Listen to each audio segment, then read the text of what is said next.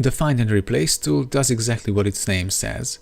It looks for text in the HTML source and replaces it with something else.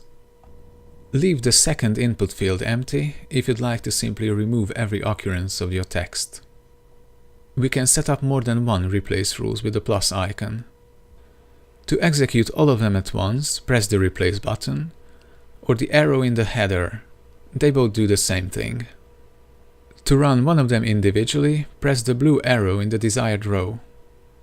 Remove a replace rule from the list with the trash icon.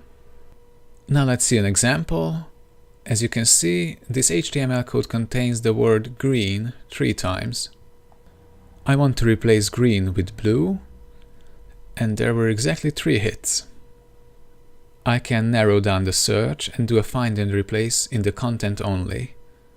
In this case, it replaced only one of them. Now I want to do the same in the tag attributes. 2 hits. I can pick to do it in the classes and IDs, or only in the styles. It's good to know that the Find and Replace tool is case sensitive, and I can enable regular expressions with this checkbox.